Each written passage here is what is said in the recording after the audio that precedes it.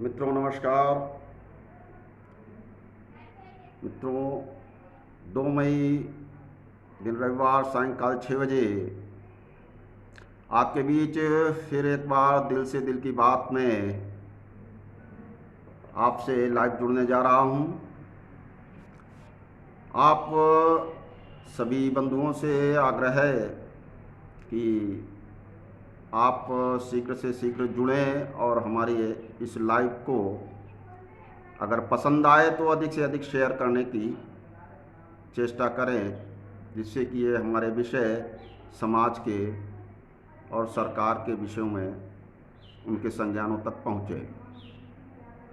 मित्रों, पिछली बार हमने पिछले सप्ताह रविवार 25 अप्रैल को इस कोरोना महामारी के अव्यवस्था को लेकर के काफ़ी आक्रोश व्यक्त किया था। अपनी सरकार के नीतियों के भी विरोध में भी काफ़ी कुछ चीज़ें आप सबके सम्मुख रखी थी। विषय वही है कि हम जहाँ पर खड़े थे और हमारी सरकार जहाँ पर खड़ी थी, आज भी हम वहीं पर खड़े हैं। हम समाचार पत्रों में मीडिया के माध्यम से अच्छी अच्छी बातें प्रकाशित करा सकते हैं। दवाइयों की चोटा नहीं है, अस्पतालों से कोई वापस नहीं जाएगा, ऑक्सीजन की कमी नहीं है। तो ये सारी चीज़ें सुन करके और देख करके मन बड़ा व्यथित होता है, कष्ट में होता है, और वो एक याद आती है उस महान व्यक्तित्व की जिसने हमेशा गरीबों की आवाज़ और गरीबों की आवाज़ को हुक्मरानों के खिलाफ अपनी आवाज़ को बुलंद करने का काम किया। ऐसा महान व्यक्तित्व जो आज भी हमारे बीच न होकर के हमारे बीच जिंदा है, जिसकी शेर व शायरियों के बीच में हमारे बीच में जिंदा है, उनका एक शायर याद आता है। तुम्हारी फाइलों में गांव का मौसम गुलाबी है, मगर ये आंकड़े झूठे हैं, ये दावा किताबी है। ये सरकार के जो दावे हैं वो हकीकत की ज़मीन पर खरे नहीं उतर रहे। ये खरे उतरने चाहिए, तभी कुछ ठीक होगा। आज मैं उन स्वर्गीय रामनाथ सिंह सुमन, अदम गौंडवी की स्मृतियों को ताज़ा करते हुए एक बार फिर उनकी उस बात को दोहराता हूँ कि उन्होंने जो आवाज़ गरीब, गांव, किसान और अंतिम पायदान पर खड़े हुए व्यक्तियों के लिए एक शेर व शायरी में कही, आज वह कोरोना काल में हर गरीब की आवाज़ बन करके गूंज रही है। प्रदेश के 25 करोड़ प्रदेशवासियों के दिलों में गूंज रही है कि यह बात आज भी उतनी ही सही है कि तुम्हारी फाइलों में गांव का मौसम गुलाबी है, मगर ये आंकड़े झूठे हैं, ये दावा किताबी है। इस सच्चाई से ना तो सरकार मुकर सकती है, ना जनता मुकर सकती है, ना प्रशासन मुकर सकता है। ये आंकड़ों से प्रदेश चलने वाला बहुत समय तक नहीं हो सकता। ये बात कोरोना काल की है। आज भी हमारे बहुत सारे साथी जो पिछले 8 दिनों में हमारे बीच से, 10 दिनों में हमारे बीच से गए, लेकिन कहीं न कहीं आज भी हमारे बीच में कुछ ऐसे हमारे बंधु हैं जो आज भी हमारे साथ को छोड़ करके जा रहे हैं। अस्पतालों में ऑक्सीजन नहीं है, इलाज नहीं है, ये सारी चीज़ें आज भी सुनने को मिलती हैं, तो मन व्यथित होता है। ये कोरोना काल है, आपातकाल है। इसको प्रदेश सरकार को, प्रदेश के प्रशासन को जिस तरीके से देखना चाहिए था, उस देखने में कहीं न कहीं हम बहुत बड़ी चूक कर बैठे हैं। और वह चूक प्रदेशवासियों की जानों के ऊपर, उनके परिवार, जिनके परिवार से लोग जाते हैं, उनकी चीत्कारें कहीं न कहीं हमारे जैसे कार्यकर्ताओं को, दिलों को दहलाने का काम करती हैं। हम राजनीति में हैं, लेकिन राजनीति में होने से पहले हम मनुष्य हैं। राजनीति करना एक हमारा धर्म है, एक हमारा कर्तव्य है, लेकिन हम उस मुंह से मुंह नहीं मोड़ सकते जो समाज का दर्द हमें दिखाई देता है। हम उससे मुंह मोड़ करके राजनीति नहीं कर सकते। मित्रों, राजनीति मेरा व्यवसाय नहीं है, मेरा पेशा नहीं है। राजनीति को मैंने अपना जीवन मान करके काम करना शुरू किया और ये मेरा जीवन है। भारतीय जनता पार्टी और संघ के स्वयंसेवक के नाते मैंने उसको अपने जीवन में आत्मसात किया है। गरीबों के सुख दुख को दूर करने का बीड़ा उठा करके इस क्षेत्र में जब मैं निकला हूँ तो उनके दर्द को मैं भली भांति जानता भी हूँ, महसूस भी करता हूँ। इसलिए ये सच कहने का साहस आज मैं करता हूँ। आज हमारे बीच में 29 मई को चुनाव हुए, पंचायतों के चुनाव हुए। बहुत बार आवाज़ उठी कि इन चुनाव को स्थगित किया जाना चाहिए, मतगणना को स्थगित किया जाना चाहिए, ये सारी बातें हुई। लेकिन इन सब के बीच में भी हमारे नीति निर्धारित करने वाले नेताओं ने, हमारे शासन ने, हमारी प्रशासनिक व्यवस्था ने मतगणना कराने का काम शुरू किया। मैं उन सभी प्रदेशवासियों को जिन्होंने आज इस ग्रामीण परिवेश में गांव की सरकार को चुनने का काम किया है, उन सबको बधाई देता हूं, धन्यवाद देता हूं कि उन्होंने अपने आशा के अनुरूप अच्छे से अच्छे प्रत्याशी का चयन किया होगा और वह विजयी भी हुए होंगे। और सभी विजयी प्रत्याशियों को मैं एक बार बधाई देता हूं, धन्यवाद देता हूं कि वह आने वाले समय में अच्छे से अच्छा काम करके इस प्रदेश को खुशहाल बनाने का काम करेंगे। मैं फर्रुखाबाद जनपद में पंचायत चुनाव में मैंने भी देखा है, समझा है। पिछले 3 दिनों से मैंने इस चुनाव को समझा। मैं उन सभी जिला पंचायत सदस्य, उन सभी अपने ग्राम प्रधानों को, उन सभी बीडीसी सदस्यों को जो हमारे कुछ निर्वाचित हो गए हैं, कुछ निर्वाचित होने वाले हैं, उन सभी बंधुओं को मैं एक बार पुनः उस जीत के लिए बधाई देता हूं, धन्यवाद देता हूं कि वह अपने जीत के बाद सही माने में गांव में अच्छे ढंग से काम करें, अच्छे ढंग से विकास करें, जिससे कि वह आज प्रधान बने हैं, आगे चल करके और भी कुछ आगे बढ़ सकें। वास्तव में आज जिस प्रकार की राजनीति चल रही है, भारतीय जनता पार्टी का कार्यकर्ता होने के नाते उन कार्यकर्ताओं के दिलों के दर्द को भी मैं समझता हूं, महसूस करता हूं और मैं ये आकलन भी करता हूं कि जो परिणाम हमारे जनपद में भारतीय जनता पार्टी के पक्ष में होने चाहिए थे, कहीं न कहीं उन परिणामों का जो हमारा अपना आकलन है उससे मैं संतुष्ट नहीं हूँ। क्योंकि जो परिस्थितियाँ जो हमारे समाज में हुई हैं, जो हमारे लोगों ने की हैं, जो गलतियाँ की हैं, उनका परिणाम भी देर सवेर आना ही है।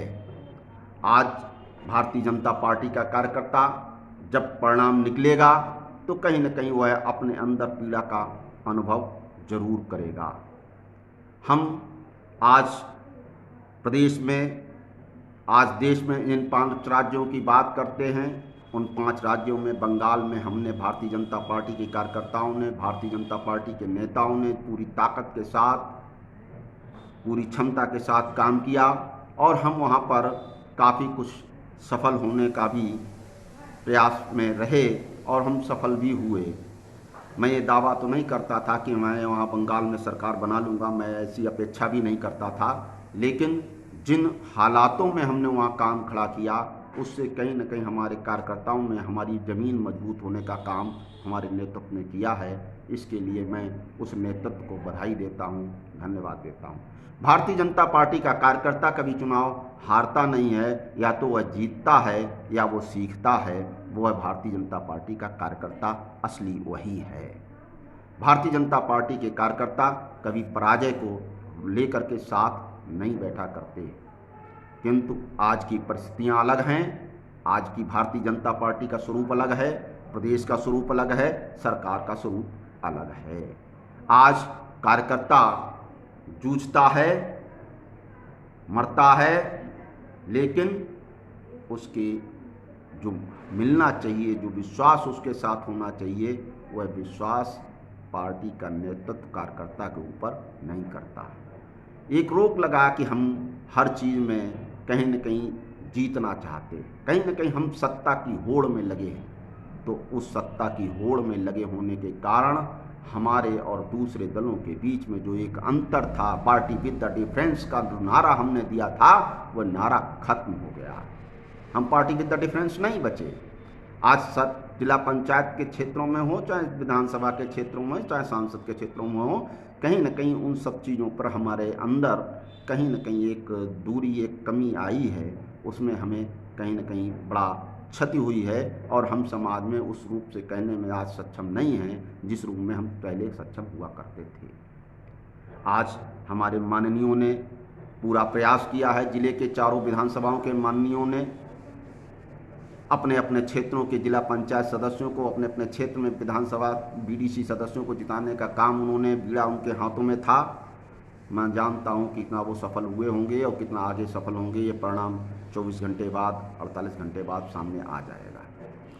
मैं ये भी जानता हूं कि ये सब चीज़ें कहीं न कहीं देर सवेर प्रत्यक्ष रूप से संगठन के ऊपर लादी जाएंगी कि संगठन के लोगों ने काम नहीं किया, कार्यकर्ताओं ने ऐसा नहीं किया, वैसा नहीं किया, इसलिए पराजय हुई।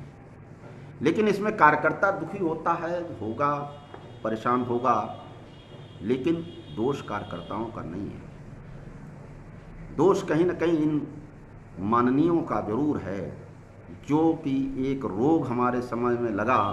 जो मैं एक बड़ा अच्छा उदाहरण आपको दूं कि सन 1990 में का दौर था, जब एक बार राम जन्मभूमि आंदोलन चल रहा था। उस समय राम जन्मभूमि आंदोलन से प्रदेश में एक जनमानस में एक राम की शक्ति के साथ भारतीय जनता पार्टी की एक लहर बनी। हम सरकार बनाने के सम्मुख थे, लेकिन हमारे पार्टी के नेतृत्व ने उस समय ये दर्द और एक ऐसी हड़बड़ाहट महसूस की कि हमको जिताऊ चाहिए। हम जिताऊ के चक्कर में अपने कार्यकर्ताओं की उपेक्षा करने में कहीं पीछे नहीं रहे और ये जिताऊ होने का रोग आज भी बदस्तूर जारी है। और उस समय के माननीय लोग जिन्होंने जिताऊ का दावा किया और उस समय उस प्रचंड लहर में हम सत्ता में आए और सत्ता में आने के बाद माननीय कल्याण सिंह जी के नेतृत्व में जो काम हमने प्रदेश में भारतीय जनता पार्टी की सरकार ने किया, वो आज तक वैसा काम हम दोबारा कर करके नहीं दिखा पाए हैं। उस समय कल्याण सिंह पूरे देश ही नहीं, पूरे विश्व के सबसे बड़े हिंदू समाज के सबसे बड़े नेता के रूप में उभरे, इसमें कोई दो राय नहीं। कार्यकर्ता का दिल जो है उनके नाम को लेकर के 4 इंच चौड़ा हो जाता था। वो हमारे नेता थे, हिंदू समाज के नेता थे। लेकिन वह जिताऊ वाला रोग जो है, आज के जो माननीय हैं, उस समय के राजनीति में कहीं ये थे नहीं, लेकिन आज के जो माननीय हैं, वो जिताऊ हो, टिकाऊ हो, कोर कमेटी हो, ये सारी चीज़ें कार्यकर्ताओं को कहीं पीछे धकेलती चली जाती हैं, क्योंकि कार्यकर्ताओं जिताऊ के पैमाने में कभी खरा नहीं उतरता, वो चाटुकार नहीं हो पाता, वो माननीयों की परिक्रमा करने में सफल नहीं हो पाता, माननीयों की नज़रों में जिताऊ नहीं हो सकता। तो जिताऊ होने के लिए पैसे वाला होना चाहिए, जिताऊ होने के लिए चाटुकार होना चाहिए, जिताऊ होने के लिए गॉडफादर पैदा होना चाहिए, और ये भारतीय जनता पार्टी का स्वाभिमानी कार्यकर्ता नहीं कर सकता। इसके लिए वो पीछे खड़ा, अंतिम सिरे पर खड़ा, अपने आप को, अपने भाग्य को कोसता हुआ दिखता है। ये भारतीय जनता पार्टी की राजनीति का सबसे दुखद पहलू है जो पिछले 40 वर्षों में हमने महसूस किया है। भारतीय जनता पार्टी का निष्ठावान कार्यकर्ता परिक्रमा नहीं करता।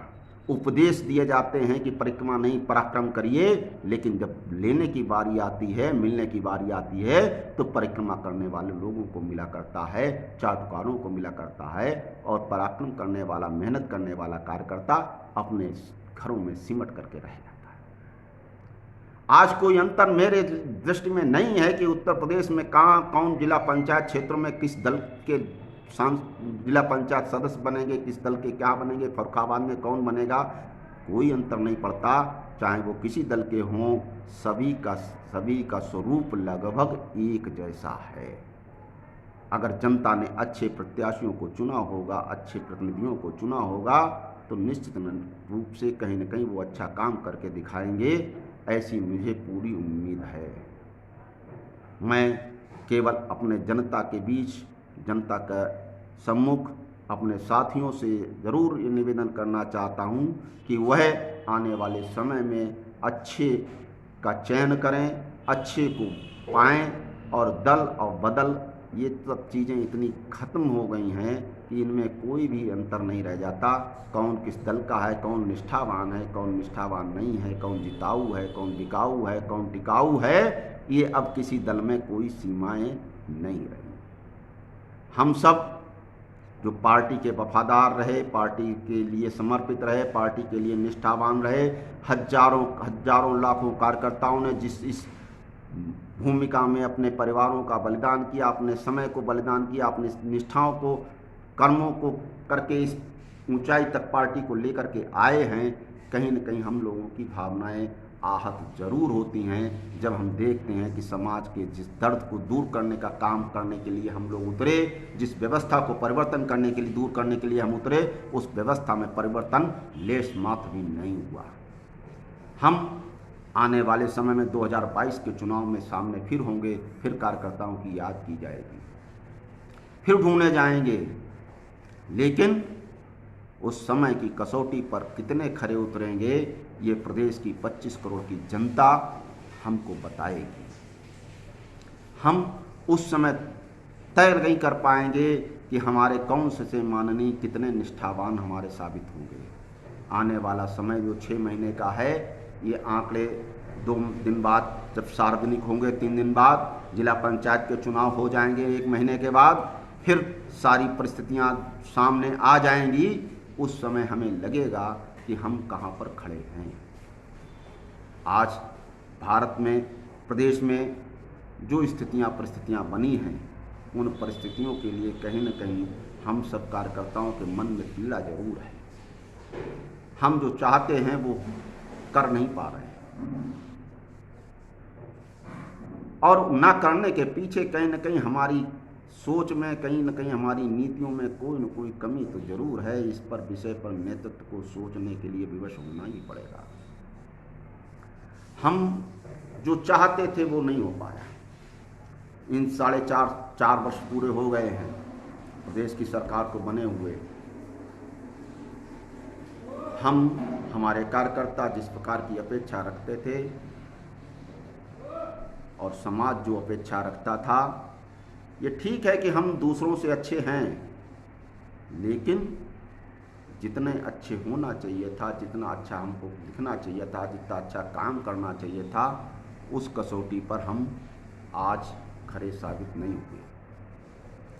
मैं एक बार पुनः आज के इस परिदृश्य में, चूँकि कोरोना काल है, कोरोना की आपदा है, मैं अपने प्रदेशवासियों के माध्यम से, क्षेत्रवासियों के माध्यम से केवल एक ही बात कहना चाहता हूं कि पहले वह अपने जीवन को सुरक्षित रखें, अपने आप को सुरक्षित रखें, क्योंकि जो परिस्थितियां पैदा हुई हैं, इन परिस्थितियों में कुछ भी नहीं कहा जा सकता कौन कब क्या किस सबके सामने क्या परिस्थितियां पैदा हुई। हम आज जिस मोड़ पर खड़े हैं वहां पर क्या होगा, आज हम आपके बीच हैं, कल कहाँ होंगे इसको कोई नहीं कह सकता। किस समय कौन सी परिस्थितियां सामने आएंगी, इन सब का सामना आपको स्वयं को सुरक्षित रख करके करना पड़ेगा, तभी आगे के विषय में हम लोग सोचने में सफल हो सकेंगे। आज जो हमारे गांव के प्रधान निर्वाचित हुए हैं, जो हमारे जिला पंचायत सदस्यों के चुनाव की मतगणना चल रही है, जो हमारे बीडीसी के सदस्य निर्वाचित हो रहे होंगे, उन सभी निर्वाचित जनप्रतिनिधियों को मैं एक बार पुनः इस बात का आग्रह करते हुए उन्हें धन्यवाद देना चाहूँगा कि वह अपने नैतिक सिद्धांतों के साथ कोई समझौता मत करें, अपने ज़मीर को बेचने का काम ना करें, क्योंकि ज़मीर जिस तरीके से बिकता हुआ दिखाई दे रहा है इस कोरोना काल में, निश्चित रूप से ये तो सही है कि आप कुछ भी कर लें, लेकिन जिस समय ईश्वर की मार होती है, जब प्रकृति की मार होती है, तो वो सब धरा का धरा रह जाएगा। इसलिए ईमानदारी के रास्ते पर चलना शुरू करना सीखना चाहिए। आज हम ऑक्सीजन के लिए त्राही त्राही मची है, आज ऑक्सीजन हमारे पास नहीं है। जरा गौर करिए, हमने कितने वृक्ष लगाए हैं। आज उन पिछले 20 सालों के ही आंकड़ों को अगर उठा करके देख लिया जाए कि प्रदेश में हर वर्ष वृक्षारोपण होता है, इतने हजार इतने करोड़ वृक्ष धरती पर लगा दिए गए, अगर उन आंकड़ों को जोड़ लिया जाए तो धरती पर 1 इंच जगह ऐसी नहीं बचेगी जहां पर वृक्ष नहीं होना चाहिए। क्यों? लेकिन वृक्ष नहीं है तो उसका सीधा साधा कारण यही है कि हमारा प्रशासनिक तंत्र कागजी आंकड़ों पर भरोसा करता है, कागजी आंकड़ों पर चलता है और प्रशासनिक तंत्र भ्रष्ट है। और ये प्रशासनिक तंत्र किसी अंतरिक्ष से लाया हुआ व्यक्ति नहीं है, ये इसी समाज में पैदा हुआ व्यक्ति है। जिस समाज का किसी का भाई होगा, किसी का चाचा होगा, किसी का बाप होगा, किसी का बाबा होगा, किसी का बेटा होगा, और इसी धरती पर पैदा हुआ होगा, इसी धरती पर उसने खाना खाया होगा, इसी धरती पर सांस ली होगी। लेकिन जब ऑक्सीजन नहीं मिलती होगी, मर रहा होता होगा, तो वह कोसता होगा कि कहीं ना कहीं ये हमें ऑक्सीजन मिल जाए। लेकिन उसने काम क्या किया? ये काम करने के विषय में सोचना चाहिए। मैं अपने प्रदेश के 25 करोड़ प्रदेशवासियों से, प्रदेश के नौजवान साथियों से मैं ज़रूर आग्रह करना चाहता हूँ कि भले ही कम खाएं, कम रहें, ईमानदारी से रहना सीखें। ईश्वर आपका साथ देगा, आपको नई दिशा जरूर देगा। आज चारों ओर त्राही त्राही मची है, लेकिन इस त्राही त्राही से निकलने का रास्ता हमारी नौजवान पीढ़ी ही रास्ता निकाल करके आगे आएगी। और आने वाले समय में हम सब अगर एक सही रास्ते पर चलेंगे, इस भ्रष्टाचार मुक्त व्यवस्था को लेकर के चलेंगे, तो कहीं न कहीं एक सुखद भविष्य की हम आधारशिला जरूर रख सकेंगे। और विशेषकर मैं जनप्रतिनिधियों से जो हमारे चुन करके आ रहे हैं, उनसे ज़रूर अपेक्षा करूँगा कि जनता ने के विश्वास को बनाए रखें। हो सकता है कि चुनाव जीतने के लिए आपने बहुत सारा धन व्यय किया हो सकता है बहुत सारे काम आपने करने पड़े हों, हो सकता है आपको तमाम चीज़ों पर समझौता करना पड़ा हो, लेकिन वो समझौते अगर तोड़ करके आप अपने ईमानदारी के रास्ते पर चलने का काम करेंगे, तो आप भले ही कुछ धन अर्जित करें ना करें, लेकिन सम्मान जो अर्जित करेंगे वो आपके रहने पर भी आपको मिलता रहेगा और ना रहने पर भी मिलता रहेगा। जैसे आज मैं उन अपने साहित्यकार रामनाथ सिंह जी का जिक्र कर रहा हूँ, उन अदम गोडमी जी का जिक्र कर रहा हूँ, जो आज हमारे बीच में ना रहते हुए भी आज गरीबों की आवाज़ बन करके सदा प्रदेश में देश में जिंदा रहेंगे। उनका जिक्र अगर मैं कर रहा हूं तो इसलिए कर रहा हूं कि उन्होंने समाज के लिए काम किया है, गरीबों की आवाज़ बन करके काम किया है। ऐसा ही काम अगर हमारे जनप्रतिनिधि, गांव के प्रधान, गांव के जिला पंचायत के सदस्य और क्षेत्र पंचायत के सदस्य मिलकर के करने लगेंगे, तो ये गांव धरती पर स्वर्ग बन जाएगा। कहीं पेयजल का संकट नहीं होगा, कहीं स्वच्छता का संकट नहीं होगा, कहीं दवाई का संकट नहीं होगा और कहीं ऑक्सीजन का संकट नहीं होगा। हम पीपल रोपना बंद कर गए, हम नीम रोपना बंद कर गए, बरगद काटना शुरू कर दिया, वृक्षारोपण खत्म कर दिया, केवल कागजों में सैकड़ों हजारों वृक्ष हर वर्ष लगाए हैं। लेकिन उन वृक्षों को अगर धरती पर लगाया होता तो आज ऑक्सीजन के लिए रोना नहीं रो रहे होते। कहीं ना कहीं ये चीज़ें हमें अपने अंदर उतारनी होंगी और हमें अपने अंदर झांक करके देखना होगा कि हम कहाँ पर खड़े हैं और हमें किस दिशा में चलना है। गांव खुशहाल होगा तो निश्चित रूप से मान के चलिए ये प्रदेश भी खुशहाल होगा, देश भी खुशहाल होगा। राजनीतिक दलों से बहुत ज़्यादा अपेक्षा करने की आशा ये नहीं करना चाहिए। हम जानते हैं कि किसी समय समाज द्वारा सत्ता संचालित होती थी, तब बहुत सारी चीज़ें अच्छी थीं, लेकिन आज सत्ता द्वारा समाज संचालित हो रहा है, इसलिए सारी चीज़ें उल्टी पुल्टी हो रही हैं। समाज को अपनी लगाम सत्ता पर बनानी पड़ेगी। समाज अगर सत्ता पर लगाम नहीं बनाएगा, जातियों में बटेगा, स्वार्थों में बटेगा, लालच में बटेगा, तो ये दुर्दिन आज आप देख रहे हैं, आगे भी भविष्य में देखने ही पड़ेंगे। चाहे सत्ता किसी दल की भी आए, कोई माननीय बने, कोई जनप्रतिनिधि बने, क्योंकि आज राजनीति में ईमानदारी से काम करने वाले लोगों का अभाव हुआ है। आज राजनीति व्यवसाय बन चुकी है, सेवा का नाम है, सेवा करने के लिए राजनीति में कोई अब आने वाला नहीं है। और अगर सेवा में आने वाला हुआ होता तो ये राजनीति के माध्यम से करोड़ों करोड़ों रुपया पैदा करने वाले लोग एकाएक नहीं दिखाई देते। आज समाज में जिस प्रकार की विसंगतियां हैं, उन विसंगतियों को आज के युवाओं को, आज के समाज को सोचना होगा, काम करना होगा, तभी हम सब आगे मिल कर के एकजुट होकर के काम कर सकेंगे। हम भारतीय जनता पार्टी के कार्यकर्ताओं के साथ साथ समाज के युवाओं के साथ और समाज के जागरूक नागरिकों के साथ ये अपील करता हूँ, आह्वान करता हूँ कि कम से कम अब इस महामारी के दौर में ही कुछ सीखना सीखें कि कहीं न कहीं हमें अपने अंदर सुधार करना होगा, तभी ये दिशा दोनों बदलेगी। आज पिछले 2 वर्षों से, पिछले 2020 में जब कोरोना की बारी आई थी, तब से लेकर के आज तक कुछ बदला नहीं है और ये निश्चित नहीं है कि आगे ऐसी परिस्थितियां नहीं बनेगी, क्योंकि आगे आने वाले समय में क्या होगा ये नहीं कहा जा सकता। इसलिए इन सारी चीज़ों को लेकर के भविष्य की ओर सचेत होकर के हमें आगे बढ़ना होगा, हमें नई दिशा में काम करना होगा, अपनी व्यवस्थाओं में बदलाव लाना होगा और समाज की ताकत को सत्ता के ऊपर हावी करना होगा। सत्ता समाज चलाए ये नहीं चलेगा। गंगा सागर से अगर गंगा गंगोत्री पर जाए ये संभव नहीं है। गंगोत्री से ही गंगा निकल करके गंगा सागर में जाएगी। जैसा समाज बनेगा वैसी सत्ता चलेगी, वैसा समाज बनेगा वैसी सत्ता का संचालन होगा। इसलिए समाज से सत्ता का संचालन समाज के बीच में होना चाहिए, समाज को एकजुट होना चाहिए, समाज की जागरूकता होनी चाहिए। इसी आह्वान के साथ मैं आज के इस एपिसोड को, इस विषय को यहीं पर विराम देता हूँ। पुनः फिर एक बार अगले सप्ताह आप सबके बीच दिल से दिल की बात में अपनी दिल की बात कहने के लिए मैं आपके बीच रहूँगा और आशा करूँगा कि आप सब हमारी बात को अगर अच्छा समझें, अच्छा लगे तो हमारी बात को समाज के बीच फैलाने का काम करें, शेयर करें और बात को आगे बढ़ाएं। शायद कहीं हमारी बातों से समाज में कहीं किंचित मात्र परिवर्तन हो सका तो मैं अपनी बात को और अपने आप को धन्य समझूंगा। धन्यवाद। जय हिंद, जय भारत, जय श्री कृष्ण। प्रणाम।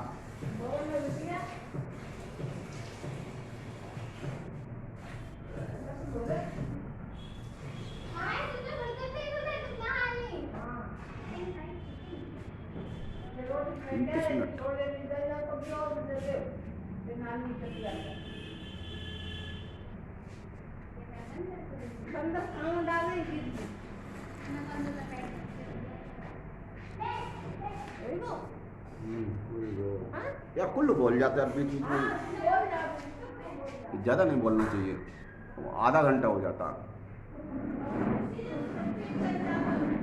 हाँ, रिपीट हो जाता है।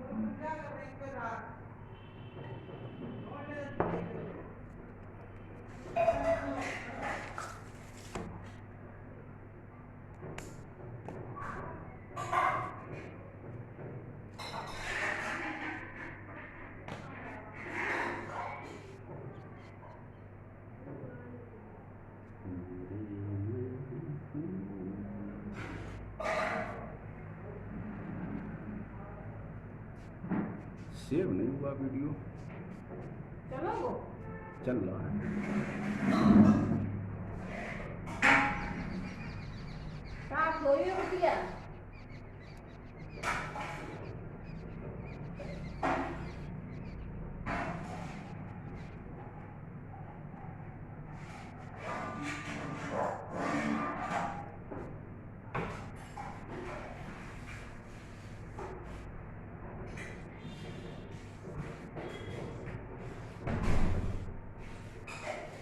वो गुरुदो साहब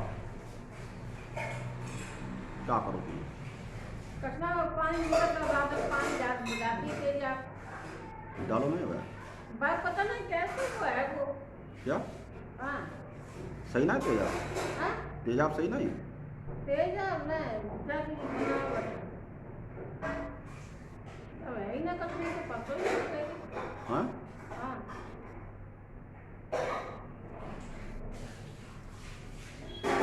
गलत बनेगी। हाँ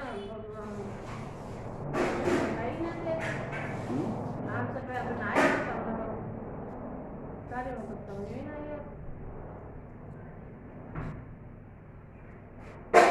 अब पानी फूल जाए तब वो उठता है तब वो बिटिया जब सेब ना है वो बिटिया जो अब चलोगे वही सेवना को तो नहीं वो घूम रहा है ना, घूम रहा है ये। लाइक चल रहा है, फिनिश करो। ये सेब हुआ। ये सेव नहीं है, ये तो फिल्टर है, ये है फिनिश। अच्छा फिनिश कर।